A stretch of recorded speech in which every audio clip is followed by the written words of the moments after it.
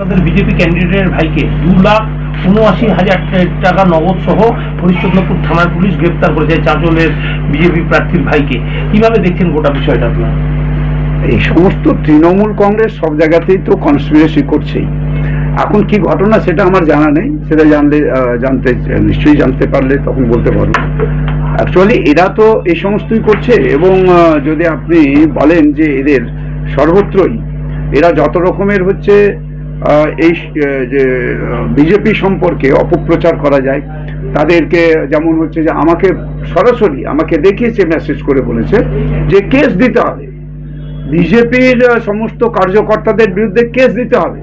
থানার আইসিরা বলছে, আইসি মানুষকে আমাদের যে তৃণমূল কংগ্রেসের যারা আছে তারাই দেখিয়েছে আমাকে মোবাইলে, আমার কাছে এটা হচ্ছে যে প্রমাণ যে আইসি লিখছে যে কেস দিতে হবে, তুমি ঠিক করো কি কেস দেওয়া যেতে পারে, তুমি একটা কেস তৈরি করো। তৃণমূল কংগ্রেসের সমস্ত যারা এখানে নেতা যারা আছে, তৃণমূল কংগ্রেসের নেতাদের এবং আইসি এরা এখানে যে সমস্ত দলদাস যে সমস্ত পুলিশ আছে, আইসিরা আছে, তারা এগুলো করছে। এটা কি কখনো কোনো পুলিশ, কোনো আইসি থানায় বসে উর্দি পরে এসব করতে পারে? এইগুলো সমস্ত হচ্ছে তৃণমূল কংগ্রেস এখন তার পায়ের তলার মাটি চলে গেছে। তৃণমূল কংগ্রেস তো চলেই গেছে, এখন শেষের দিকে মরে যখন মরে যায় তখন কি করে ধরে যে কোনো ভাবেই হোক, যার একটা লোক যখন জলে ডুবে যায় তখন যা পাবে সামনে সেটাই ধরে হচ্ছে সে আঁকড়ে ধরার চেষ্টা করবে, বাঁচবার চেষ্টা করবে। এরা চেষ্টা করছে, এরা শেষ কামড় দেওয়ার চেষ্টা করছে, এতে কোনো লাভ হবে না।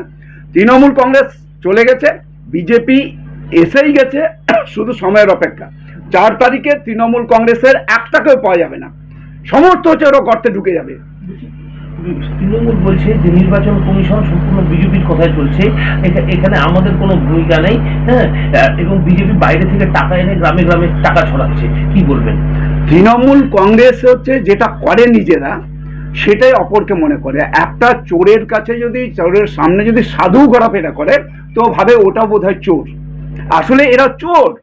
এরা কি বাকি রেখেছে? পশ্চিম বাংলার সব কিছু এরা খেয়ে নিয়েছে, মানে গরু চুরি, কাঠ চুরি, পাথর চুরি, বালি চুরি, চাকরি চুরি, কোনটা বাকি আছে এদের? এদের পায়খানা চুরি, পায়খানাটাও খেয়ে নিয়েছে এরা।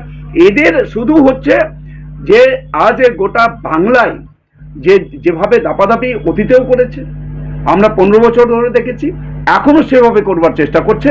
এতে মানুষ বুঝে ফেলেছে তৃণমূল কংগ্রেসকে পশ্চিমবাংলা থেকে উৎখাত করে পশ্চিমবাংলায় ভারতীয় জনতা পার্টির সরকার হবে, ডবল ইঞ্জিনের সরকার হবে। আমাদের দেশের মাননীয় প্রধানমন্ত্রী, সবার প্রিয় যশস্বী প্রধানমন্ত্রী আদরণীয় নরেন্দ্র মোদীজি, এবং আমাদের যশস্বী আমাদের স্বরাষ্ট্রমন্ত্রী আদরণীয় অমিত শাহজির নেতৃত্বে এখানে সরকার হবে, ডবল ইঞ্জিনের সরকার হবে, উন্নয়ন হবে, বেকাররা কাজ পাবে, মহিলারা সুরক্ষা পাবে, এখানে আমাদের আদিবাসীরা সুরক্ষিত হবেন। আমাদের সর্বভারতীয় যিনি হচ্ছেন যে গোটা দেশের একজন প্রধান, দেশের প্রধান, আমাদের হচ্ছে মহামহান রাষ্ট্রপতি, তাকে অপমানিত হয় পশ্চিমবাংলাতে, অপমানিত হতে হয়, এই সমস্ত সব বন্ধ হবে। আর সমস্ত যারা বাইরে থেকে আসছেন, যারা এই মার ধর এই সমস্ত যত রকমের অপকীর্তি করছেন, ওই সমস্ত হচ্ছে তৃণমূল কংগ্রেসের হয়ে যারা হচ্ছে যে যারা বাংলাদেশি যে সমস্ত ঘুষপেটিয়া যারা, তাদের প্রত্যেককে খুঁজে খুঁজে বের করে তাদের এখান থেকে বের করে দেওয়া।